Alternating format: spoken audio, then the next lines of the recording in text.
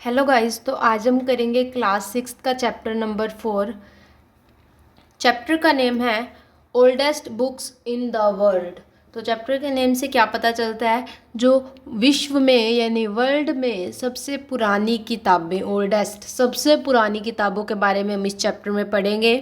तो इस चैप्टर में हमें 4 वेदों के बारे में बताया हुआ है, जो कि हैं ऋग्वेद, सामवेद, यजुर्वेद और फोर्थ है अथर्ववेद। इन 4 वेदों के बारे में इस चैप्टर में बताया हुआ है। हम पढ़ेंगे इस चैप्टर में ऋग्वेद के बारे में। जो ऋग्वेद है ये सबसे पुराना वेद है।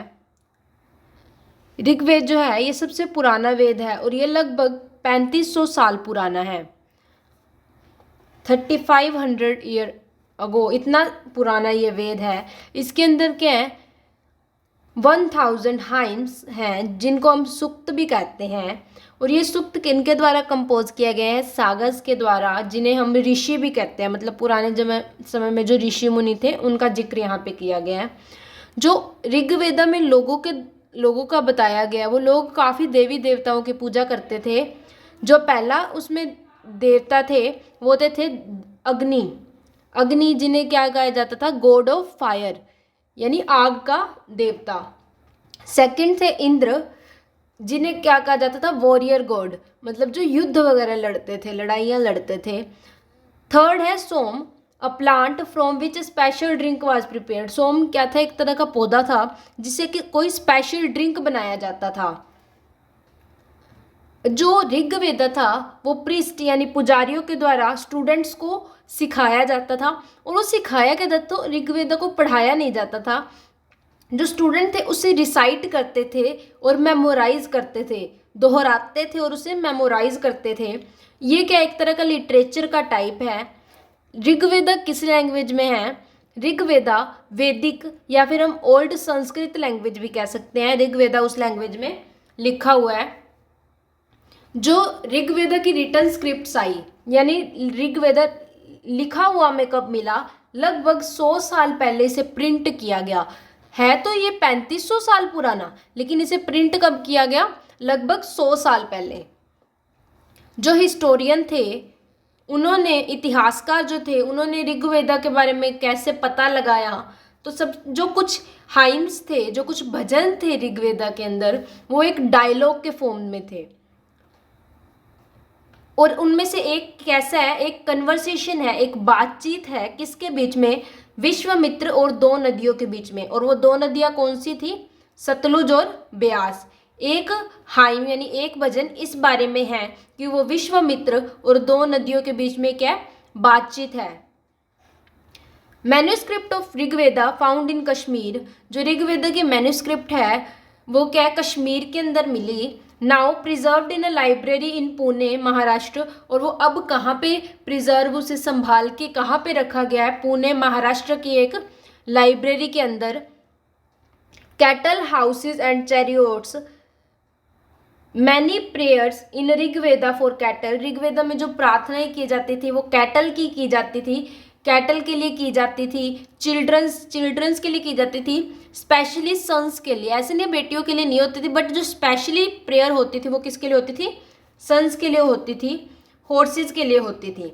जो हॉर्सेस का यूज़ किया जाता था ऋग्वेदा में, जैसे बताया गया है, वो बैटल्स यानी लड़ाइयाँ लड़ने के लिए किया जाता था। और लड़ाइयाँ किस लिए लड़ी जाती थी, पानी के लिए, जमीन के लिए, या फिर जमीन को कैप्चर करने के लिए, या लोगों को कैप्चर करने के लिए। ऋग्वेदा में लोगों के बारे में बताया गया और 2 ग्रुप बताए गए हैं ऋग्वेदा में लोगों के। पहला था द प्रीस्ट, जो पुजारी होते थे, जिन्हें हम ब्राह्मण भी कहते थे, जो क्या सभी रिचुअल्स, सभी रीति रिवाज फॉलो करते थे, परफॉर्म करते थे। हिंदुइज्म के, जो हिंदू लोगों के जो भी रीति रिवाज हैं ब्राह्मण लोग ही फॉलो करते थे। दूसरा बताया गया राजाज यानी king, don't have palace, capital और आर्मी। जो उस समय के राजा थे उनका कोई स्पेशल महल नहीं था, कोई पूंजी नहीं थी उनके पास, और उनकी कोई स्पेशल तरह की राजधानी नहीं थी, राजधानी नहीं थी उनकी, स्पेशल तरह की कोई आर्मी भी नहीं थी। नो टैक्स ऑन पीपल, इस समय में क्या था, लोगों ने क्या टैक्स नहीं लगा हुआ था लोगों के ऊपर। ये पॉइंट आप ध्यान रखना, ऋग्वेदा में जो राजाज हैं उन्होंने लोगों के ऊपर टैक्स इम्पोज नहीं किया था। To word describe the people of Rigveda. जो ऋग्वेदा में लोग हैं उनके लिए दो वर्ड दिए गए हैं, जन एंड विश। विश यानी वैश्य। Who composed hymns called आर्यस। जो हाइम्स को कंपोज करते थे उन्हें आर्यस कहते थे, जो कि यह अलग अलग भाषाएं बोलते थे। जो आर्य थे अपना ओपोनेंट यानी अपना दुश्मन मानते थे। दासास और दासियूज, इसका मतलब क्या होता है, स्लेव यानी गुलाम। 10 लोगों को वो क्या करते थे, अपना दुश्मन मानते थे। Story of megalith. मेगालिथ की स्टोरी देखते हैं। मेगालिथ है क्या, एक लार्ज स्टोन है, बड़ा पत्थर है, फाउंड इन ऋग्वेदा पीरियड। जिसे ऋग्वेदा पीरियड में जो हमें मिला एक बड़ा पत्थर है जिसे मेगालिथ नाम दिया गया। कहाँ मिला, southern part of India, India के दक्षिणी पार्ट में। कहाँ पे, दक्कन प्लेट्यू एंड कश्मीर, कश्मीर और दक्कन प्लेट्यू वाली साइड। जो डेड पीपल थे उस समय के, वो क्या दफनाए जाते थे कुछ स्पेशल तरह के पोट्स यानी मटके जो होते हैं, मटका टाइप आपने देखा होगा, मेरी ड्राइंग भी देख लो आप, इतनी सुंदर नहीं है बट इस तरह के कुछ मटके होते थे जिनके साथ उन लोगों को दफनाया जाता था। और ये किस कलर के होते थे, रेड एंड ब्लैक कलर के। क्या आयरन जो है, क्या लोहा जो है हड़प्पन सिटीज में यूज होता था, ये क्वेश्चन वन लाइनर में बहुत ज़्यादा बनता है, तो इसको माइंड में सेट कर लो। जो आयरन है, जो लोहा था, वो हड़प्पन सिटीज में यूज नहीं होता था। वो क्या यूज करते थे, कॉपर यूज करते थे, गोल्ड यूज करते थे और सिल्वर यूज करते थे। सोशल डिफरेंसेस की बात करें तो रिच पीपल थे, पुअर पीपल थे। रिच पीपल जो थे, अमीर लोग जो थे, उन्हें दफनाया जाता था गोल्ड बीड्स के साथ, स्टोन बीड्स के साथ, कॉपर बैंगल्स के साथ। बैंगल्स चूड़ियाँ, बीड्स आपने देखो वो लड़कियां लगाती हैं बालों में, छोटे छोटे जो होते हैं उस टाइप के बीड्स होते हैं। पुअर पीपल जो थे उन्हें कुछ पोट्स के साथ यानी कुछ मटकों के साथ दफनाया जाता था। इसमें एक गांव का जिक्र किया गया है जिसका नाम है इनाम गांव, ऋग्वेदा में जिक्र किया गया है।